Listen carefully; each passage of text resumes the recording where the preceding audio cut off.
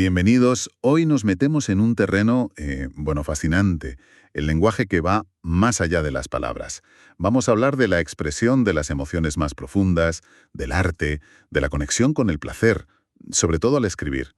Suena muy interesante. Sí, y para esta exploración nos vamos a basar en la transcripción de una charla en vídeo, una sobre autocoaching de escritura vibracional. Y el meollo del asunto es una figura del árbol de la vida cabalístico, Netzach. Ajá, Netzach. Eso es. Nuestra tarea hoy es, ir sacando las ideas clave de este material. Queremos entender cómo Netzach representa una forma de comunicación, de expresión, radicalmente distinta al lenguaje lógico, al estructurado. Vamos a sumergirnos en ese mundo de emociones, símbolos, sueños. Un análisis en profundidad, vamos. Exacto. Y para situarnos un poco, quizá podríamos recordar brevemente, como si lo hubiéramos visto en otro análisis, el concepto de Hod, ¿verdad? Otra sefira. Hod vendría a ser el intelecto, la estructura, el lenguaje verbal, lo consciente, lo lógico. El orden, digamos. Sí, el orden mental.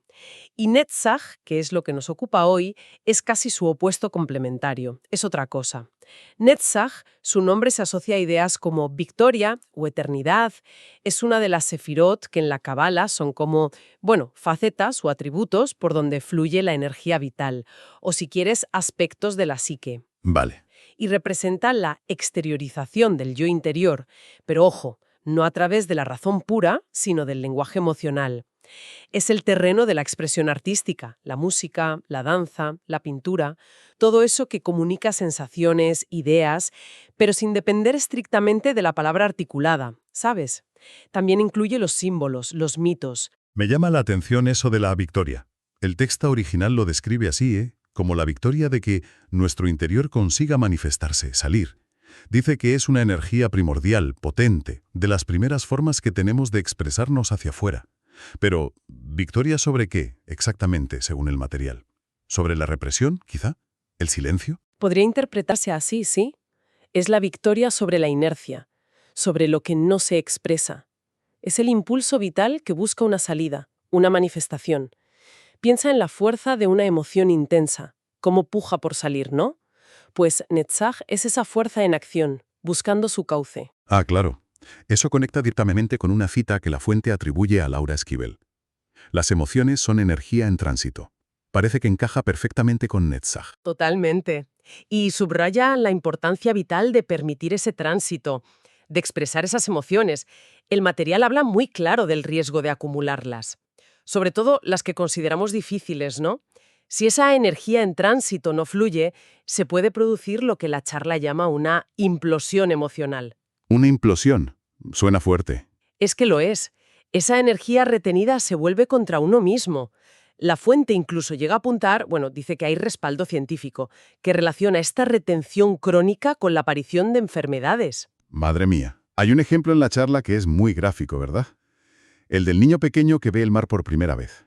No se pone a analizarlo ni a describirlo con palabras precisas. Su reacción es pura, pura fisicalidad. Grita, salta, agita los brazos. Exacto. Es la emoción, manifestándose directamente a través del cuerpo, sin filtro alguno. Algo que, como adultos, parece que hemos perdido bastante, o lo tenemos muy controlado. Precisamente. Perdemos esa espontaneidad, esa conexión tan directa entre sentir y expresar. Y es aquí donde el arte, en todas sus formas, adquiere un valor, terapéutico o canalizador. Pintar, bailar, escribir sin pensar, cantar, son vías para dar salida a esa energía emocional acumulada. El texto menciona el concepto freudiano de sublimación. Ah, sí, la sublimación. Eso es, transformar esa carga emocional, sobre todo la que vemos como negativa o que nos perturba, en algo distinto, en una creación. No se trata de negarla, sino de transitarla, de procesarla a través de un lenguaje diferente al racional. Entiendo. O sea, no es solo reprimirla, sino como redirigir esa energía hacia algo creativo. Así lo explica Freud, según el material que comentamos. Exacto. Es una especie de alquimia interior y esto nos lleva a una diferencia clave con Hod, con el lenguaje estructurado, verbal. El lenguaje de Netzach, el del arte, los símbolos, la expresión corporal, tiene una cualidad mucho más universal. Más universal. ¿En qué sentido? Pues que puede cruzar fronteras culturales, lingüísticas, de una forma que la palabra muchas veces no consigue. Una pieza musical, una escultura, una lanza, pueden provocar una respuesta emocional muy profunda en personas de contextos súper diferentes sin necesidad de traducción literal. Claro, es verdad. Al oír eso de los símbolos universales, me ha venido a la cabeza lo que La Fuente comenta sobre Carl Jung y su libro El hombre y sus símbolos. Parece que encaja perfectamente, ¿no? Jung exploró mucho esos arquetipos, esas imágenes primordiales que parecen estar en un inconsciente colectivo, más allá de la experiencia personal. Justo. Habló de niveles del alma o de la psique, que no siempre se consideran en otras psicologías. Netzach sería, entonces, como el ámbito donde esos símbolos universales viven y se manifiestan. Esa es la conexión que se sugiere, sí. Jung le dio un marco psicológico a esa idea de un lenguaje simbólico profundo y compartido. Netzach, desde esta perspectiva cabalística que presenta La Fuente, sería ese estrato de la experiencia humana donde operan estos símbolos, donde la comunicación se da a un nivel más arquetípico, menos literal. Vale, lo pillo. Y claro, si hablamos de lenguaje no verbal, simbólico, arquetípico, pues inevitablemente llegamos al mundo subconsciente. Netzach está íntimamente conectado con ese plano. Su manifestación quizá más cotidiana y a la vez más misteriosa son los sueños. Los sueños, claro. Desde la óptica de la charla, los sueños no serían simplemente ruido neuronal al azar, serían un canal por el que este lenguaje simbólico de Netzach se comunica con nosotros. Pueden ser fuente de información, de inspiración, de resolución de conflictos internos. De hecho, sobre esto, la autora de la charla comparte una anécdota personal muy potente. Cuenta cómo el título de su primer libro, Proyecto Soy Yo, le vino directamente de un sueño. Un sueño muy vívido que tuvo hace más de 30 años y que recuerda al detalle. ¿Ah, sí? ¿Y cómo era? Pues describe una escena casi teatral. Un espacio sin butacas, figuras con máscaras blancas, capas negras y una comunicación que no era verbal, sino telepática. Y en ese sueño, ella se despertaba justo al formular o recibir la frase Proyecto Soy Yo. Y lo más curioso es que años después encontró una máscara veneciana idéntica a la del sueño. ¡Jo, qué historia! Es impactante, sí. Ilustra perfectamente cómo una imagen o una frase que surge del subconsciente, de ese territorio de Netzach, puede tener una repercusión tan concreta y duradera en la vida consciente.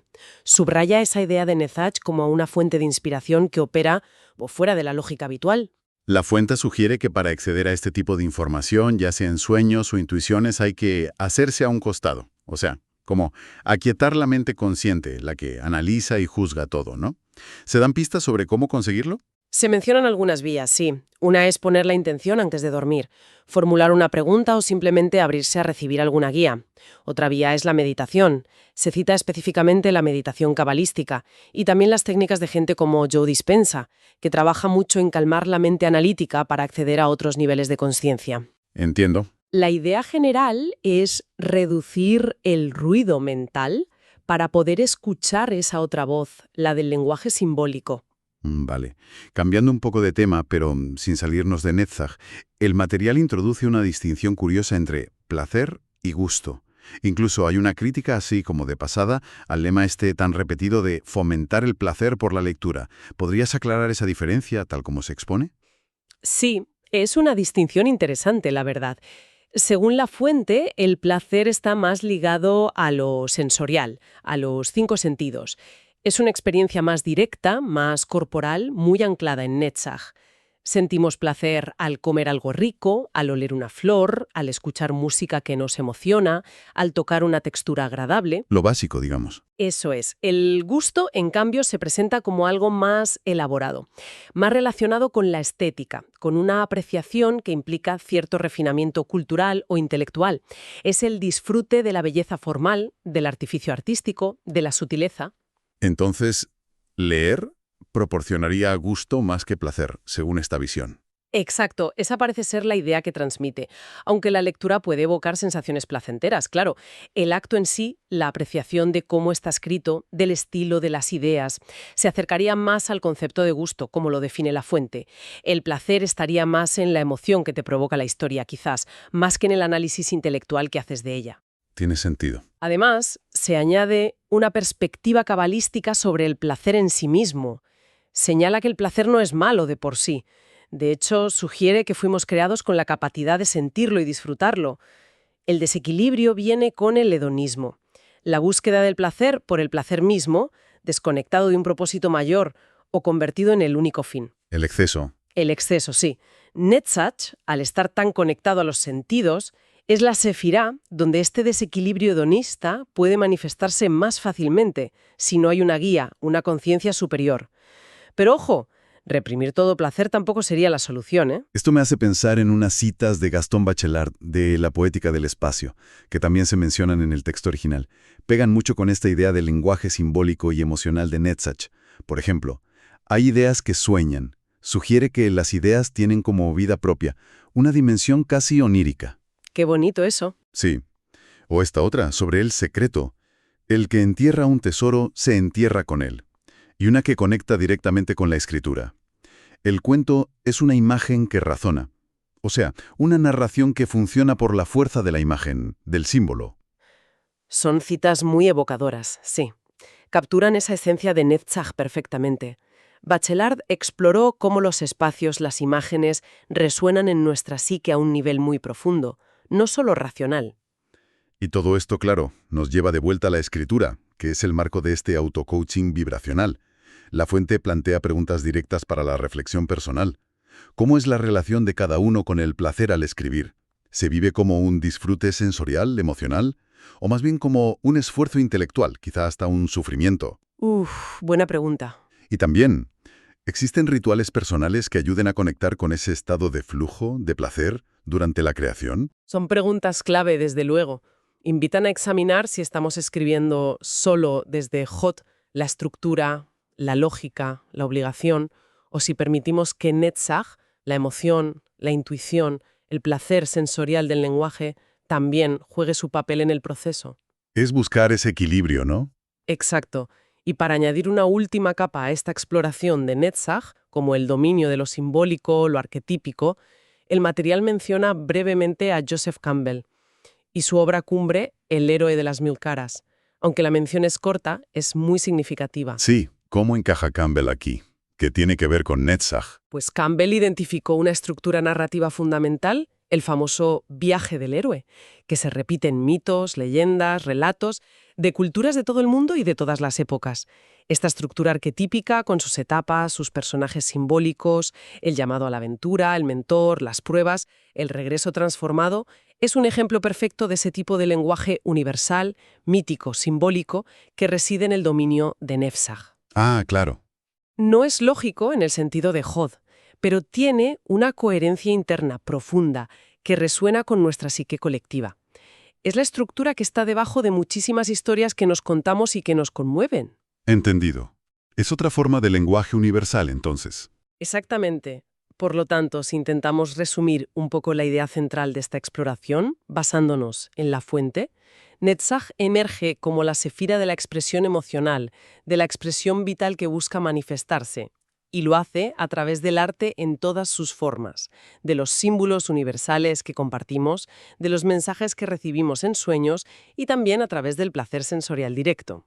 Nos ofrece un lenguaje complementario al verbal y lógico de Jod, un lenguaje que conecta a un nivel más intuitivo, emocional y, como decíamos, universal. Y como aplicación práctica, dentro de esta metodología específica que se menciona, la escritura vibracional se propone una conexión o un lema para Netzach, una frase que resume esta actitud. La escritura quiere tu amor, no tu sacrificio. Me gusta esa frase. Sí, es una invitación directa a abordar el acto de escribir no desde la obligación o el esfuerzo penoso, sino desde un lugar de conexión emocional, de disfrute, de permitir que esa energía de Netzach fluya. Bueno, pues hoy hemos hecho un análisis detallado de Netzach, siguiendo las pistas de la fuente que teníamos. Hemos visto cómo nos invita a reconocer, a valorar, otras formas de expresión más allá de la palabra articulada, la emoción pura, el arte como canalizador, los símbolos universales que nos conectan, y los mensajes que pueden surgir del subconsciente, sobre todo en los sueños. También hemos tocado esa relación con el placer y el gusto. Ha sido bastante completo. Sí, ha estado muy bien. Y como reflexión final, quizá podríamos dejar una pregunta abierta. Algo para que cada cual le dé una vuelta. Si Netzach representa a estos lenguajes simbólicos y emocionales, ¿Qué lenguajes de este tipo, quizá únicos y personales, podrían estar esperando ser descubiertos o expresados dentro de cada uno? Interesante pregunta. ¿Qué formas de arte llaman la atención? ¿Qué símbolos aparecen una y otra vez? ¿Qué emociones profundas pujan por salir? Y conectando con esa idea inicial de victoria, ¿qué victoria del yo interior podría manifestarse si nos atreviéramos a darles cauce? Ya sea pintando, escribiendo desde la emoción, bailando o simplemente prestando más atención a nuestros propios sueños y símbolos. Ahí lo dejo.